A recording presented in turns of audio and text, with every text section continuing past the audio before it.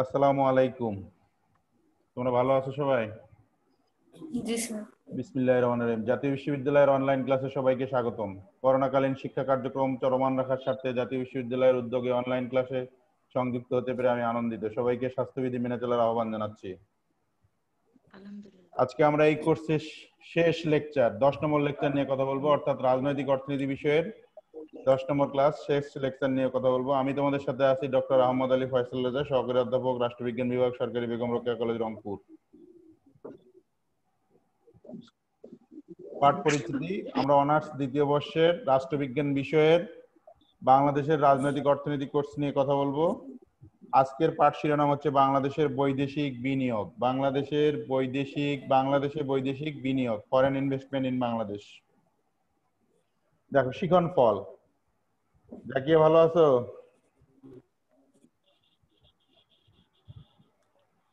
দেখো শিখন ফল, আজকের ক্লাস শেষে তোমরা যে বিষয়গুলো তোমরা শিখতে পারবা সেগুলো হচ্ছে বৈদেশিক বিনিয়োগের প্রকৃতি জানতে পারবা, বৈদেশিক বিনিয়োগের শ্রেণী বিভাগ ব্যাখ্যা করতে পারবা, বাংলাদেশে বৈদেশিক বিনিয়োগের ভূমিকা বিশ্লেষণ করতে পারবে, বাংলাদেশে বৈদেশিক বিনিয়োগের সমস্যা সমূহ জানতে পারবা, বাংলাদেশে বৈদেশিক বিনিয়োগ বৃদ্ধির উপায়গুলো তোমরা বলতে পারবা। প্রথমে আসো আমরা বৈদেশিক বিনিয়োগ বলতে কি বুঝো। আচ্ছা, এই শব্দটাকে আমরা ছোট করি। প্রথমে বিনিয়োগ কি বলো, কে পারবা? বিনিয়োগ কি জিনিস? আমরা যে টাকা বিনিয়োগ করি, কোথাও কিছু করি, বিনিয়োগ মানে কি? কেউ বলতে পারবা? রুম্পা, বিনিয়োগ মানে কি? সাধারণত আমাদের দেশে কি করে যে দোকান না, জমি জমা বিক্রি করে, বিক্রি করে দোকান করে, ওটাকে বিনিয়োগ বলে সাধারণ অর্থে। কোনো কিছু করার জন্য যখন অর্থ লগ্নি করে বা অর্থ টাকা খাটায় সেটাকেই বিনিয়োগ বলে, এটা সাধারণ অর্থে বলে। কিন্তু যদি তুমি অর্থনীতির ভাষায় বলো, যখন নতুন কোনো উৎপাদন করার জন্য আমরা টাকা খাটাবো, অর্থাৎ আয় এবং কর্মসংস্থান সৃষ্টির জন্য তখন কোথাও টাকা বিনিয়োগ করব, কোথাও টাকা নিয়োজিত করব, সেটি হচ্ছে বিনিয়োগ। বিনিয়োগের মাধ্যমে কি হয়? আয় বৃদ্ধি পায় এবং কর্মসংস্থানের সুযোগ সৃষ্টি হয়। মনে করো আমার কিছু টাকা আছে, আমি একটা পোল্ট্রি খামার দিলাম বা মুরগির খামার দিলাম বা গরুর খামার দিলাম, টাকাটা আমি কি করলাম? বিনিয়োগ করলাম। সেখান থেকে কি আসবে? টাকা আয় হবে, প্লাস ওই যে ওখানে কোম্পানি বা একটা খামার দিলাম, সেখানে লোক চাকরি পেলো, কর্মসংস্থানের সৃষ্টি হলো না? জি স্যার। তাহলে বিনিয়োগ হচ্ছে কোনো আয়ের উদ্দেশ্যে কোথাও টাকা নিয়োজিত করা, যেখানে কি হয়? আয় বৃদ্ধি পায় এবং কর্মসংস্থান সৃষ্টি পায়। পারা না? বারবার ভিডিও অফ করো কেন? এখন দেখো বৈদেশিক বিনিয়োগ, বৈদেশিক বলতে বিদেশি বিনিয়োগ বোঝায়, মানে আমাদের দেশে বিদেশিরা বিনিয়োগ করে সেটাকে বলা হয় বৈদেশিক বিনিয়োগ। বিনিয়োগ হচ্ছে কোন প্রতিষ্ঠানে বা কোন কারখানায় আয়ের উদ্দেশ্যে এবং আয় ও কর্মসংস্থান সৃষ্টির উদ্দেশ্যে, একবারে লিখতে পারো, আয় ও কর্মসংস্থান সৃষ্টির উদ্দেশ্যে কোথাও টাকা নিয়োজিত করা। যেমন আমি একটা পোল্ট্রি খামারে টাকা নিয়োগ করলাম, সেখানে কি হবে? আয় বৃদ্ধি পাবে আমার, সাথে সাথে কিছু লোকের চাকরি পাবে। কিছু লোকের চাকরি পাওয়া মানে কর্মসংস্থান সৃষ্টি হওয়া। মনে রাখবে?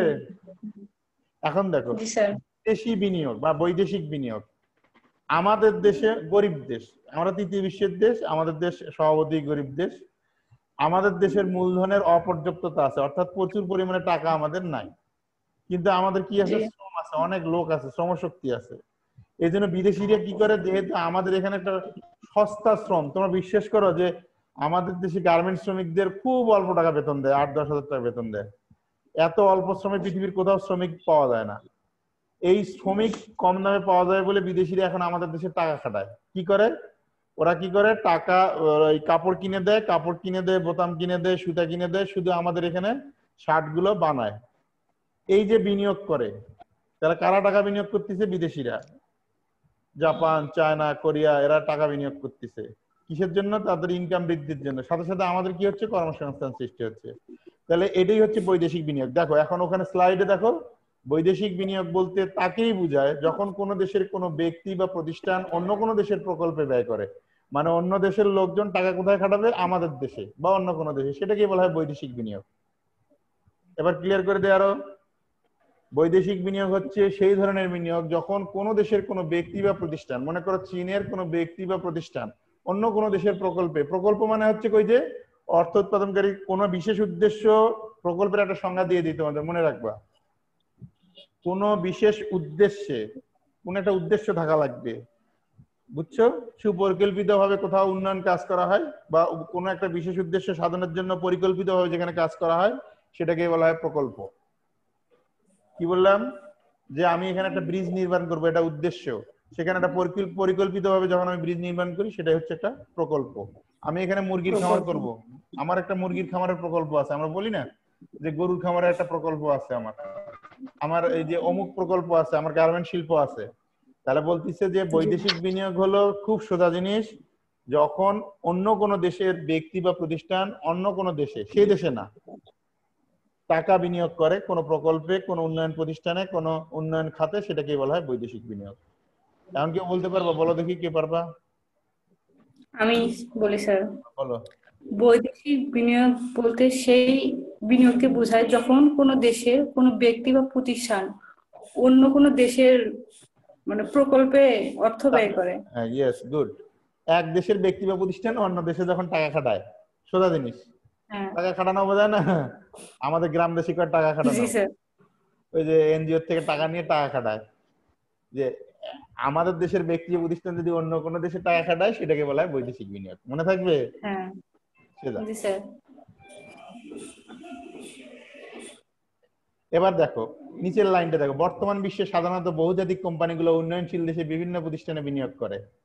বর্তমান কি করে? বহুজাতিক কোম্পানি কোনগুলো? যেগুলো মাল্টি ন্যাশনাল কোম্পানি, বিভিন্ন দেশে তাদের ব্যবসা আছে। এই যে ফেয়ার অ্যান্ড লাভলির মালিক কে বলতো? লিভার, লিভার ব্রাদার্স আছে না? এরা মাল্টি ন্যাশনাল কোম্পানি, এরা সারা বিশ্বে ব্যবসা করে। এই যে সিম্ফনি কোম্পানি, এরা বাংলাদেশে ব্যবসা করে। এগুলো হলো মাল্টি ন্যাশনাল কোম্পানি, এরা বিভিন্ন দেশে টাকা বিনিয়োগ করে। এছাড়া ওয়ার্ল্ড ব্যাংক আছে, বিশ্ব ব্যাংক আছে, আইডিপি আছে, এরাও টাকা বিনিয়োগ করে, এডিবি আছে। এরা কোন কোন খাতে টাকা বিনিয়োগ করতেছে দেখো, এই যে উৎপাদন, কৌশল, ব্যবস্থাপনা, মূলধন প্রভৃতি আকারে এই বিনিয়োগ গুলো করে থাকে। এবার আসো, এই মনোযোগ দিয়ে শুনে, এখন আমরা শিখবো বৈদেশিক বিনিয়োগের শ্রেণী বিভাগ। বৈদেশিক বিনিয়োগের অর্থাৎ শ্রেণী বৈদেশিক বিভাগ। বিনিয়োগ কয় ভাগে ভাগ করা যায়? এই সোজা জিনিস, বৈদেশিক বিনিয়োগ দুই ভাগে ভাগ করা যায়। একটা হচ্ছে প্রত্যক্ষ বিদেশি বিনিয়োগ, আর একটা হচ্ছে পোর্টফোলিও বিনিয়োগ বা পরোক্ষ বিনিয়োগ। তোমরা খালি প্রত্যক্ষ পরোক্ষ মনে রাখলেই হবে, এইগুলো একদিন শিখেছি আমি। প্রত্যক্ষ হচ্ছে ডাইরেক্ট, আর পরোক্ষ হচ্ছে ইনডাইরেক্ট। আমি যেটা নিজে চোখে দেখেছি সেটা ডাইরেক্ট। রুম্পার বিয়ে হয়ে গেছে, আমি জানি এটা ডাইরেক্ট। আর আরেকজন বললো স্যার রুম্পার বিয়ে হয়ে গেছে, মনে করো ফারহানা বললো, তাহলে ওটা হলো ইনডাইরেক্ট, সত্য মিথ্যা জানি না। তাহলে যখন সরাসরি হয় সেটাকে বলা ডাইরেক্ট, সোজা জিনিস, মনে থাকবে। আর জি স্যার। আরেকজনের মাধ্যমে যেটা হয় সেটা হলো ইনডাইরেক্ট। তাহলে বিদেশি পরোক্ষ। বিনিয়োগ কয় ধরনের হয়? দুই দুই। ধরনের। একটা হচ্ছে ডাইরেক্ট বিনিয়োগ, প্রত্যক্ষ, একটা হচ্ছে পরোক্ষ। ইনডাইরেক্ট। ইনডাইরেক্ট বিনিয়োগটাকে ইনডাইরেক্ট। বলা হয় পোর্টফোলিও বিনিয়োগ, তার মানে প্রত্যক্ষ বিনিয়োগ এবং পরোক্ষ বিনিয়োগ। পরোক্ষ আচ্ছা, বিনিয়োগ। আমরা পরের শীটে যাওয়ার আগে আন্দাজ করে নেই। প্রত্যক্ষ বিনিয়োগ হচ্ছে যেটা সরাসরি বিদেশিরা বিনিয়োগ করে, ওরা ওদের টাকা ওরা নিজেরাই বিনিয়োগ করে, তাদেরকে প্রত্যক্ষ বিনিয়োগ বলে। আর পরোক্ষ বিনিয়োগ হলো ওরা টাকাটা আমাদের কাছে দেয়, আমরা বিনিয়োগ করি, সেটাকে পরোক্ষ বিনিয়োগ। মনে হচ্ছে না? জি, যেটা সরাসরি বিনিয়োগ করে সেটা হচ্ছে প্রত্যক্ষ হ্যাঁ, বিনিয়োগ। মানে ওরাই এসে আমাদের দেশে গার্মেন্ট শিল্প, মনে করো চায়নার একটা কোম্পানি বাংলাদেশে এসে জায়গা কিনে ওরাই একটা শিল্প প্রতিষ্ঠান গড়ে তুললো, সেটা তো ডাইরেক্ট হয়ে গেল না? জি, প্রত্যক্ষ আর বিনিয়োগ। আরেকটা হলো যে ডক্টর ফয়সাল রেজা, আমার একটা দোকান আছে, সেখানে এসে আর ওরা কিছু টাকা বিনিয়োগ করলো, সেটা হলো পরোক্ষ। আমার কাছ থেকে সে লাভ নেবে, তারা নিজেরা না করে আমার মাধ্যমে করলো। বুঝে যাবে? ক্লিয়ার? জি। আচ্ছা, আরো সোজা করে বলি, প্রত্যক্ষ হচ্ছে তুমি নিজে যখন কোনো মুরগির খামার করবে সেটা হলো তোমার নিজের নিজের বিনিয়োগ। আর ফয়সাল স্যারের একটা বড় মুরগির খামার আছে, তুমি কিছু টাকা দিলে, স্যার আমি 1 লাখ টাকা দিলাম, আপনার খামারে যা লাভ হবে আমার 1 লাখ টাকার যেটুকু আমি ভাগ পাবো সেটুকু আমাকে লাভ দিবেন, সেটা হলো পরোক্ষ বিনিয়োগ। মনে থাকবে? জি স্যার। এত সুন্দর করে বুঝাইছি, পরে যদি না পারো ধরবো। এখন এখন দেখো প্রত্যক্ষ বিনিয়োগের সংজ্ঞা হচ্ছে, দেখো, এমন এক ধরনের বিনিয়োগ যেখানে বিদেশি বিনিয়োগকারীরা সরাসরি দেশের অর্থনীতিতে বিভিন্ন শিল্প প্রতিষ্ঠান ও ব্যবসার ক্ষেত্রে অর্থ খাটিয়ে মুনাফা অর্জন করে। তার মানে কি, বিদেশিরা যখন আমাদের দেশে ডাইরেক্ট ব্যবসা করে, অর্থ খাটায় তখন এবং মুনাফা অর্জন করে, সেটাকে বলা হয় প্রত্যক্ষ বিনিয়োগ। আর পরোক্ষ বিনিয়োগ বা পোর্টফোলিও বিনিয়োগ কোনটা? দেখো আমাদের দেশের পুঁজিবাজার আছে, মানে শেয়ার। যেমন আমাদের দেশে একটা ব্যাংক আছে, ধরো Dutch Bangla bank. Dutch Bangla bank আমাদের দেশে আছে না? এখানে শেয়ার জি আছে স্যার। 10 জনের, শেয়ার আছে 10 জনের। তো ওরা এই বিদেশিরা এসে কি করে, তারা কিছু শেয়ার কিনে নেয়, তারা শেয়ার কেনার মাধ্যমে তারা ডাচ বাংলা ব্যাংকের মালিক হয়ে যায়। তার মানে কি, পরোক্ষ বিনিয়োগ। ওই যে একটু আগে বললাম যে ফয়সাল স্যারের একটা খামার আছে, আমি 1 লাখ টাকা দিয়ে দিলাম, নিজেরা না করে আরেকজনের মাধ্যমে করে, এটাইকে বলা হয় পরোক্ষ বিনিয়োগ বা পোর্টফোলিও বিনিয়োগ। তারা সাধারণত কি করে, আমাদের দেশের বিভিন্ন প্রতিষ্ঠানের শেয়ার কিনে নেয়, শেয়ার কেনার মাধ্যমে তারা সেখানে বিনিয়োগ করে। এখন দেখো, প্রত্যক্ষ বিদেশি বিনিয়োগ স্থায়ী হয় কারণ তারা নিজেরা জমি কিনে সেখানে শিল্প প্রতিষ্ঠান গড়ে তোলে। আর পরোক্ষ বিনিয়োগ কিছুটা অস্থায়ী প্রকৃতির হয়, তারা টাকা খাটায়, প্রয়োজন হলে টাকা তুলে নিয়ে চলে যায়। তাহলে কি বললাম একটা বৈশিষ্ট্য, যে প্রত্যক্ষ বিদেশি বিনিয়োগ হয় স্থায়ী প্রকৃতির, আর পরোক্ষ বিদেশি বিনিয়োগ হয় অস্থায়ী প্রকৃতির। এখন যদি আমাদের একটা শর্ট কোশ্চেন, মানে যেগুলো 4 নম্বরের প্রশ্ন আছে, এখানে যদি একটা প্রশ্ন থাকে, হোয়াট ইজ দ্য মানে difference between direct and indirect mini investment, পারবা? প্রত্যক্ষ পরোক্ষ বিনিয়োগের মধ্যে পার্থক্যগুলো কি কি পারবা এখন? প্রথমে বললাম একটা সরাসরি বিনিয়োগ, আর একটা হচ্ছে আরেকজনের মাধ্যমে বিনিয়োগ। তারপরে বললাম এটা স্থায়ী প্রকৃতির, আর একটা হলো অস্থায়ী প্রকৃতির। হ্যাঁ, এবার আসো পরের চ্যাপ্টারে যাই। দেখো, বাংলাদেশের সাধারণত কোনগুলোতে বিদেশি বিনিয়োগরা করতে পারবে? বাংলাদেশে অনেক বিনিয়োগ সুবিধা আছে, আমরা ছোট করে হাইলাইট করি। যেমন বাংলাদেশে সরাসরি 100% বিদেশি বিনিয়োগ করতে পারবে ডাইরেক্ট রপ্তানি এলাকাতে, অথবা যৌথভাবেও করতে পারবে।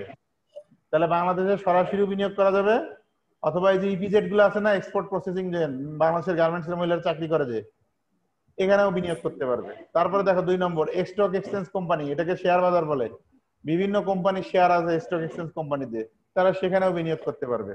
তারপরে দেখো অবকাঠামোগত প্রকল্প বিনিয়োগ, যেমন বিদ্যুৎ খাত, তেল, গ্যাস, খনিজ অনুসন্ধান, টেলিযোগাযোগ, বন্দর, যেমন টেলিযোগাযোগ খাতে বিপুল বিদেশি বিনিয়োগ আছে এখন, এগুলো বিষয়ে তারা বিনিয়োগ করতে পারবে। তাহলে বাংলাদেশে কোথায় কোথায় 100% বিনিয়োগ করতে পারবে? তারপরে শেয়ার ইপিজেড এ বিনিয়োগ করতে পারবে, স্টক এক্সচেঞ্জে বিনিয়োগ করতে পারবে, তারপরে তোমার অবকাঠামোগত প্রকল্পে বিনিয়োগ করতে পারবে।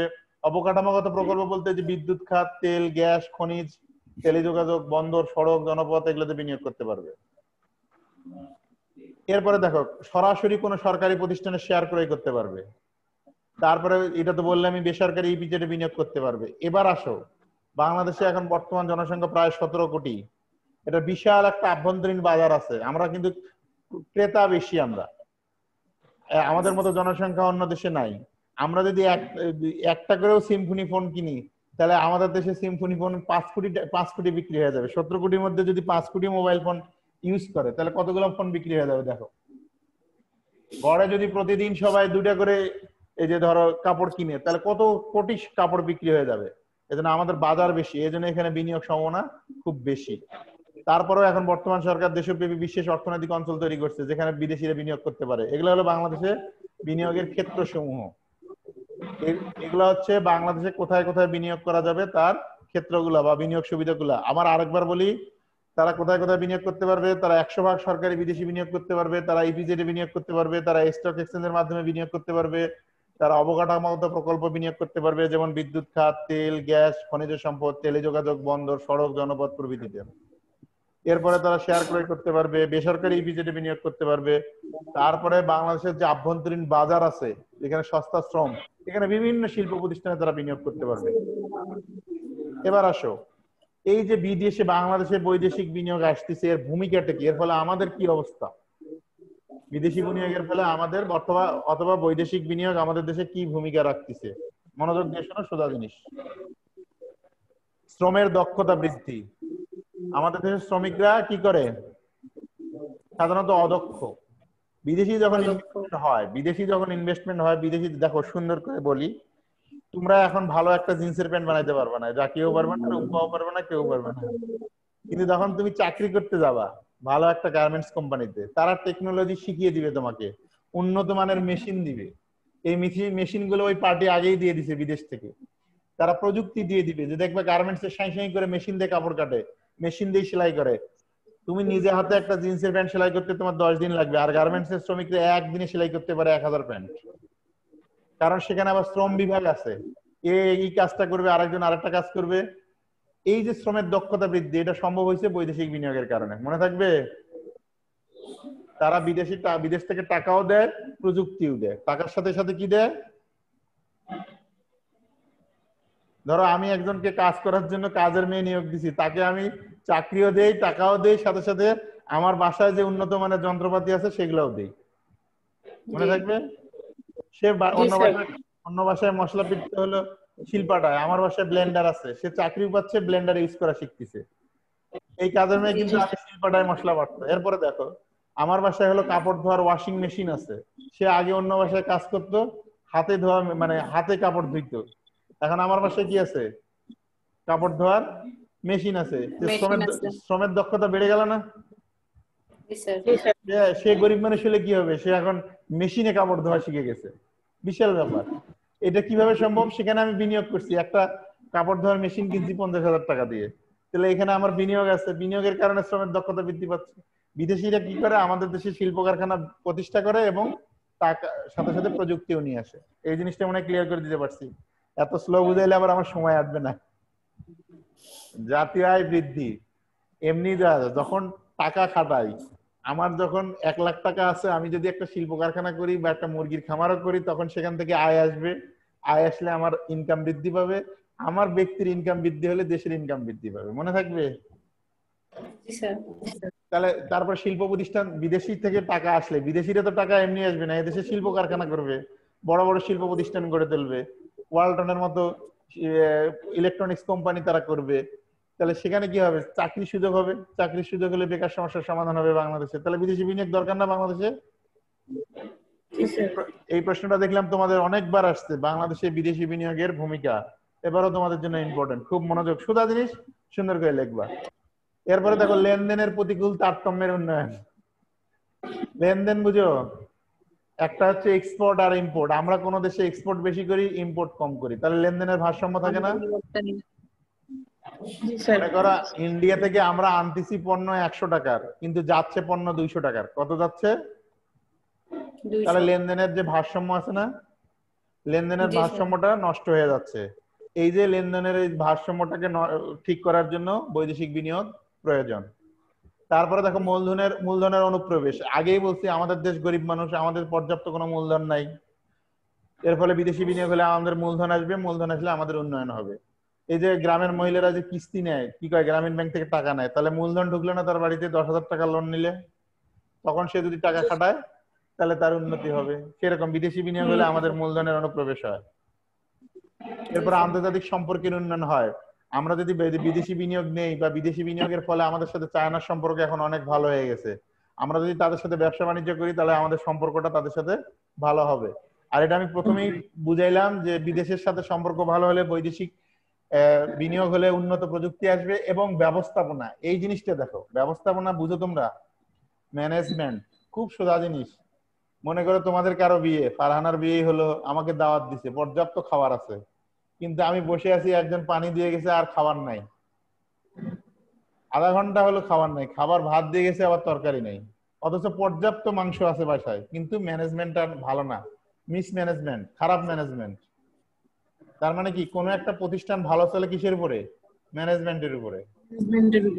আমাদের দেশে কি হয় জানো? যেখানে 3 জন লোক দরকার, ওই যে একদিন শিখেছিলাম ছদ্মবেশী বেকারত্ব, সেখানে 10 জন লোক আছে, কোনো কাজের কাজ নাই, সব ঘুরে বেড়ায়। এই যে ব্যবস্থাপনা, এটা আধুনিকায়ন করা দরকার। যে কাজটা আমাদের দেশের শ্রমিকরা 3 জনে করে, সেটা বিদেশে 1 জনই করে। আমাদের দেশের শ্রমিকরা যেটা 20 জনে করে, সেটাকে অন্য দেশের শ্রমিকরা 2 জনে করে। এই বিষয়গুলো আসতেছে বিদেশ থেকে, কারণ তারা কিভাবে উন্নত হয়েছে, তাদের প্রযুক্তিটা আমাদের দেশে চলে আসতেছে। বিদেশিরা আসে কি করবে? তারা লাভ করবে না? লাভ করতে চাইলে তারা তাদের মতো করে শ্রমিক খাটাবে। দেখবে যে বেসরকারি ব্যাংকে গেলে ঢোকার সাথে আসসালামু আলাইকুম, কেউ গেছিল ডাচ বাংলা ব্যাংক, ইসলামী ব্যাংক, প্রাইম ব্যাংক, দারোয়ানরা পর্যন্ত সালাম দেয়। গ্রামীণ ফোনে ফোন দিবা দেখবে স্যার স্যার বলে। আর আমাদের দেশে সরকারি ব্যাংক যেগুলো আছে, সোনালী রূপালী, কথাই বলবে না। তার মানে কি, তাদের ব্যবস্থাপনা অনেক ভালো। তাহলে কেন তারা করছে? কারণ তারা জানে যে আমরা টাকা খাটাইছি, আমাদের লাভ করা লাগবে, লাভ যদি ভালো না করে তাহলে আমার প্রতিষ্ঠান চলবে না। এই যে তোমরা যে বিভিন্ন কাপড়ের দোকানে যাও, মেলাগুলো একটা 3 পিস দেখো, 20টা দেখার পরে একটা কেন, তাও ওরা বিরক্ত হয় না। কেন হয় না? যে কাস্টমার একটা একটা শাড়ি বিক্রি করতে পারলে তাদের লাভ। এটাকে বলা হয় ম্যানেজমেন্ট। ক্লায়েন্টকে কিভাবে বুঝাই শুনে যে ম্যাডাম এটা এত ভালো, এত সুন্দর, এটা নেওয়াই লাগবে ম্যাডাম, এটাই ভালো বাজারে। এই ম্যানেজমেন্টের উপর অনেক কিছু নির্ভর করে। হ্যাঁ, এটার সাথে আরেকটা শব্দ আছে, এখন বলে মোটিভেশন। পরে অনেক ক্লাসে আমরা শিখবো ইনশাল্লাহ। শুনো, এরপরে মাস্টার্স এর ক্লাস নিব, তোমরা ওখানে অ্যাড হবা, তোমাদের অনেক বুদ্ধি হবে, রাষ্ট্রবিজ্ঞানের অর্ধেক পড়া হয়ে যাবে। ঠিক আছে স্যার। জি স্যার। বলে দিব, তোমাদের লাভ হবে অনেক। এবার আসো তাহলে এইগুলো পয়েন্ট সব বুঝাইতে পারছি। উন্নত প্রযুক্তি কিভাবে সম্ভব কাজের মেয়ে দিয়ে তো বুঝাই দিলাম। যে আমি যদি বড়লোক হই, আমার বাড়িতে সব উন্নত মানের যন্ত্রপাতি, আমার বাড়িতে যে কাজের মেয়ে কাজ করবে সে কি করবে, সব উন্নত উন্নত জিনিস দেখবে, ব্লেন্ডার দেখবে, ভালো দামি দামি ব্লেন্ডারে কাজ করতে পারবে, ঘর মোছার আধুনিক যন্ত্র, ওই যে হাত দিয়ে কাপড় দিয়ে ঘর মোছা না, আমার বাড়িতে অনেক সুন্দর সুন্দর মেশিন আছে, ঘাস কাটবে, বাগানের ঘাস কাটবে মেশিন দিয়ে, সবকিছু উন্নত। তাহলে প্রযুক্তিটাও সে শিখে যাবে। এবার আসো, এটা সোজা জিনিস, এগুলো তোমরা পারবা, এটা বেশি বুঝাইতে হবে না। আসলে আমাদের দেশে বৈদেশিক বিনিয়োগ হচ্ছে না কম হচ্ছে কেন, বা সমস্যাগুলো কি কি, মানুষ কেন, বিদেশিরা কেন আমাদের দেশে বৈদেশিক বিনিয়োগ করছে না, বা আরো কিভাবে কি করলে আরো বিদেশি বিনিয়োগ বাড়ানো যাবে, তা আমরা সমস্যাগুলো একটু আলোকপাত করি। দেখো, সিদ্ধান্ত গ্রহণের দীর্ঘসূত্রিতা, সিদ্ধান্ত বুঝো, আজ আমি রংপুরে যাব কি যাব না, এটা যদি এই সিদ্ধান্ত নিতেই যদি তোমার 12টা বাজে, তাহলে রংপুর যাওয়া হবে না স্যার। তাহলে সিদ্ধান্ত নিতে হবে দ্রুত, সিদ্ধান্ত নিতে হবে দ্রুত, যে স্যারের ক্লাস করবো না ম্যাচে বুয়া আসে নাই ভাত খাবো না। এই যে এই সিদ্ধান্তগুলা মিনিটে মিনিটে সিদ্ধান্ত আসতেছে, প্রত্যেকটা মানুষের কাছে সিদ্ধান্ত খুব দ্রুত আসে। যে মেয়ে যে মানুষ সিদ্ধান্তগুলো খুব দ্রুত নিতে পারে সে হয় তত বেশি লাভবান। আর যারা কয় দাম কি যাওয়া নাম, খাম কি খাওয়া নাম রংপুরের ভাষায়, এগুলো হলো খুব লেজি লোক। আমাদের দেশের সরকার এই যদি সিদ্ধান্ত গ্রহণটা দ্রুত নিতে পারতো তাহলে অনেক জটিলতার অবসান হতো এবং বিদেশিরা আসতো। হ্যাঁ, ধরো একটা বিদেশি কোম্পানি বললো আমরা তেল, বাংলাদেশের বঙ্গোপসাগরে তেল তেল অনুসন্ধান করব, এখন সরকারের এই সিদ্ধান্ত দিব কি দিবে না, দিব কি দিব না, এটা নিতেই অনেক দেরি হয়ে যায়, তখন বিদেশিরা অন্য দেশে চলে যায়। সিদ্ধান্তটা যদি আমরা দ্রুত দিতে পারতাম তাহলে এই পারিবারিক জীবনেও দেখবে তোমরা, বিয়ে শাদী করবো কি করব না, চাকরি করব কি করব না, এগুলা সিদ্ধান্ত যদি খুব দ্রুত নিতে পারো তাহলে লাভবান হবা। এবং স্বচ্ছতার অভাব, স্বচ্ছতা বুঝো, পরিষ্কার স্যার আমি গেছি আসছি, এই আমার এটার ভিতরে কোনো ঝামেলা নাই, পরিষ্কার। আপনি আমাকে স্যার 10 টাকা দিচ্ছেন, 5 টাকার কলম কিনছি, 2 টাকা খাইছি স্যার, 3 টাকা রিক্সা ভাড়া, শেষ স্যার আপনার টাকার হিসাব। এটা হলো স্বচ্ছতা। কোন প্রতিষ্ঠানে যদি স্বচ্ছতা থাকে তাহলে সেখানে কোনো ঝামেলা থাকে না। সুশাসনের একটা অন্যতম বৈশিষ্ট্য হচ্ছে স্বচ্ছতা। যদি তোমার প্রতি পান দোকানও থাকে, পানের দোকানও যদি তোমার হয়, তুমি যদি স্বচ্ছ রাখো যে 10 টাকার পান আনছি, 15 টাকা বেচছি, 2 টাকার দোকান ভাড়া, 3 টাকা আমার লাভ, শেষ 15 টাকার ব্যবসা, তাহলে সেটা স্বচ্ছ না? কিন্তু যখন দুর্নীতি হয় তখন এই স্বচ্ছতা থাকে না। তাহলে আমাদের দেশে এই স্বচ্ছতার অভাব আছে।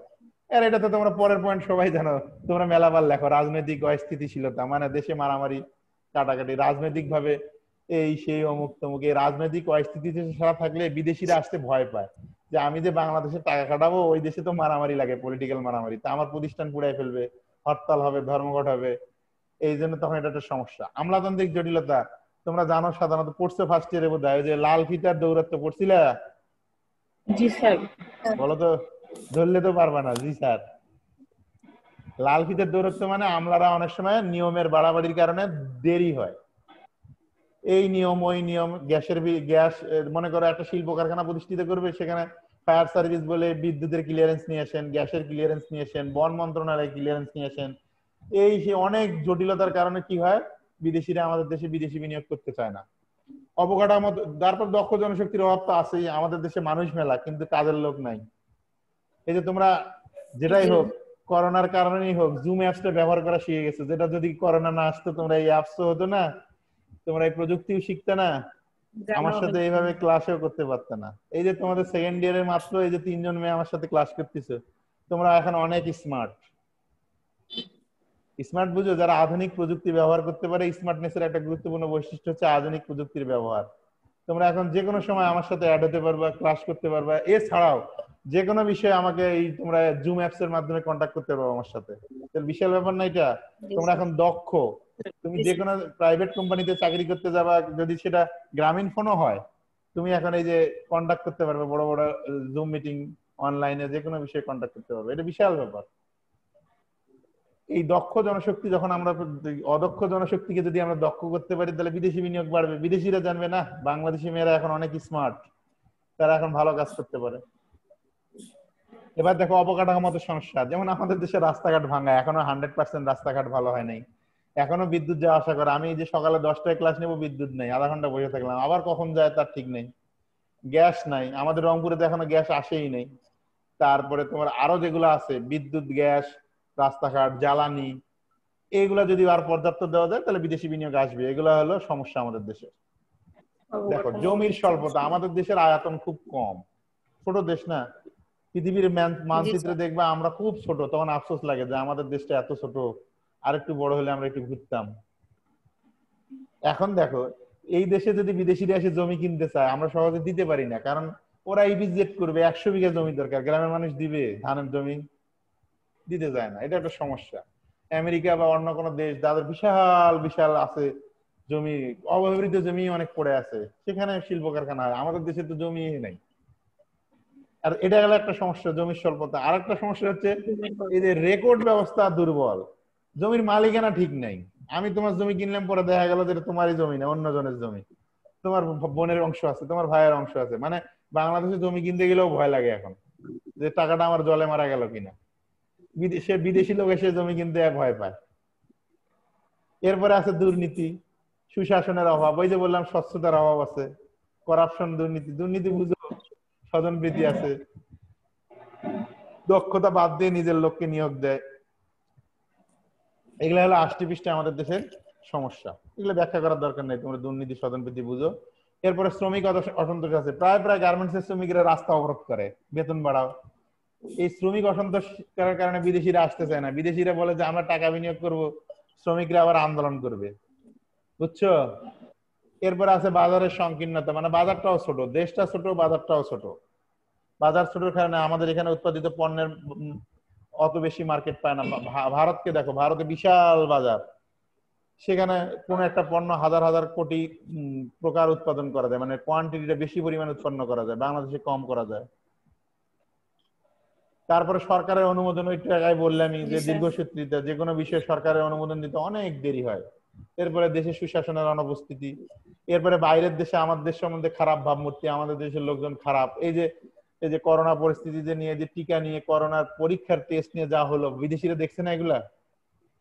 খবরে যাচ্ছে যে এখানে ভুয়া রিপোর্ট দেওয়া হয়। এই যে এই বিভিন্ন কারণে দেশের ভাবমূর্তি যখন খারাপ হয়, তখন বিদেশিরা দেশে আসতে চায় না। তুমি যদি জানো যে ফয়সাল স্যারের ব্যবসা খুব খারাপ, ওটি টাকা দিলে লস হওয়া লাগবে, তাহলে তুমি টাকা দিবে আরো? না স্যার। ভাবমূর্তি একটা বিশাল ব্যাপার। রংপুরে এটাকে বলা হয় যে দেখো ব্যবসায় সুনাম, এই যে বৈশাখী হোটেল চলতেছে রংপুরে, বৈশাখী চিনো না? বা ওই যে আরো অনেক ভালো হোটেল আছে, অনেক দিন ধরে চলতেছে, তারা কি সুনাম ধরে রাখছে।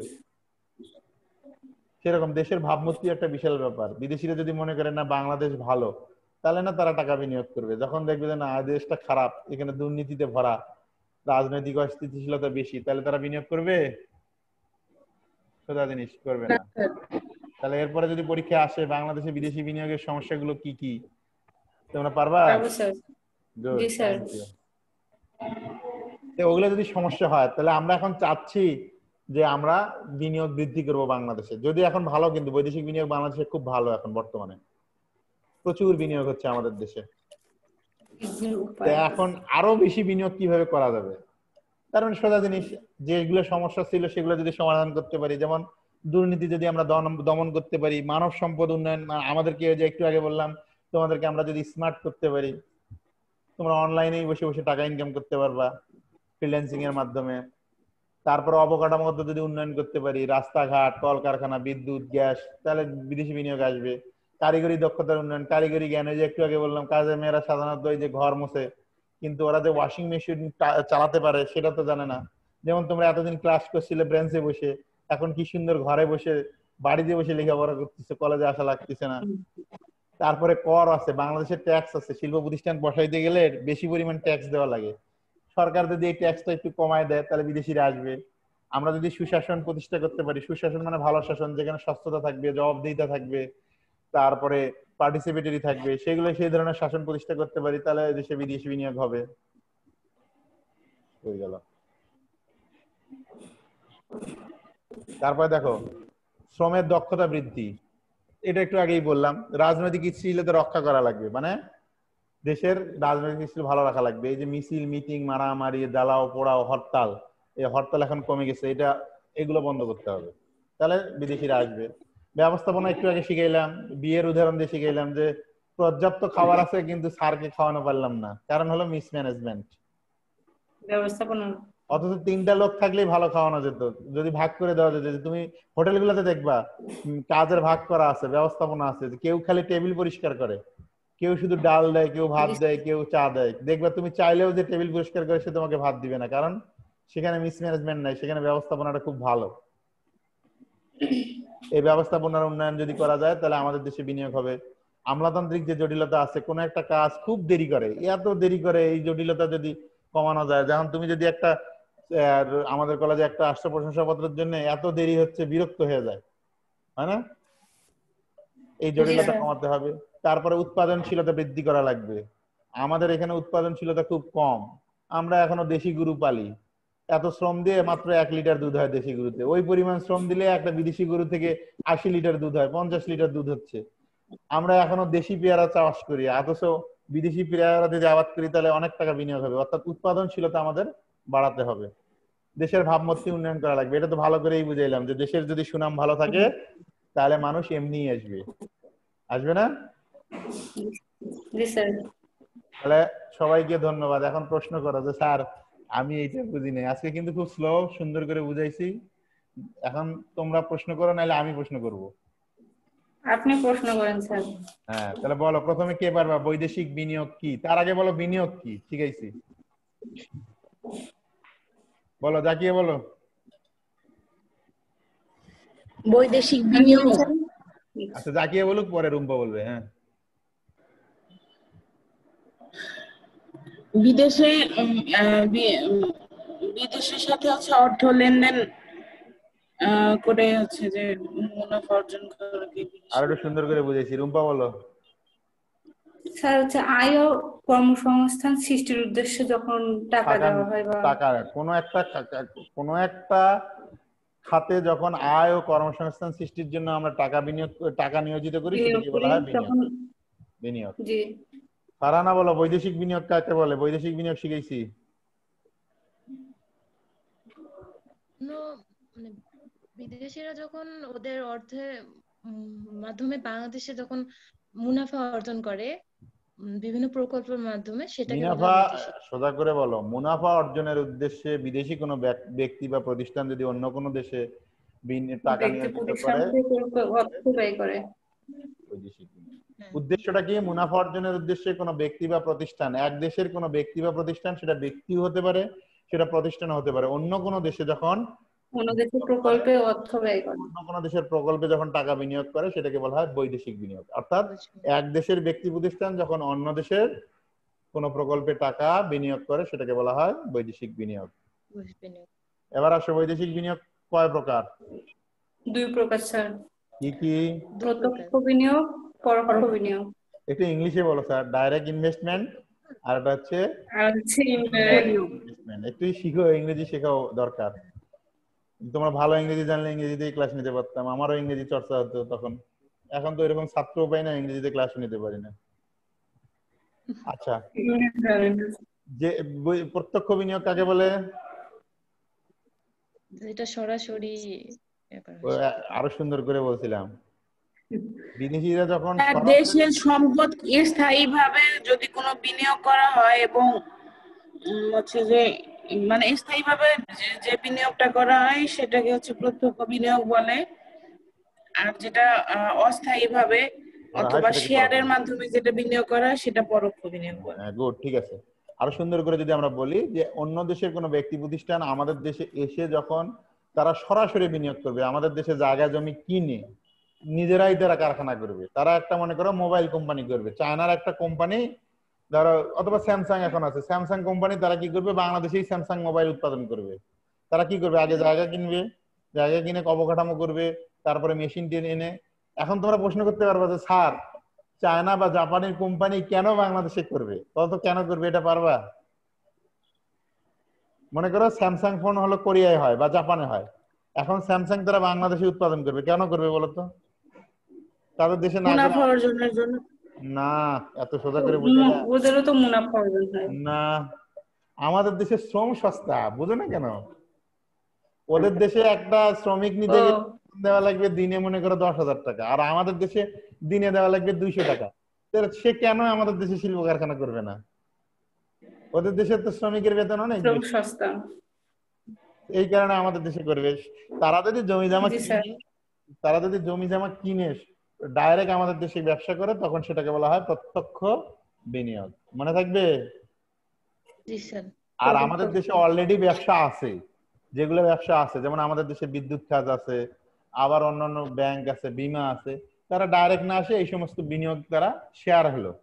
মনে করো বাংলাদেশের ডাচ বাংলা ব্যাংকের কিছু শেয়ার তারা কিনে নিল, তারা শেয়ার কিনে নেওয়া মানে তারা কিছু অংশীদার হলো, এটাকেও বিদেশি বিনিয়োগ করলো। এই যে একটু আগে সোজা করে বুঝেছিলাম যে রুম্পা এখন মুরগির খামার নিজে করবে না সারের খামারে টাকা দিবে।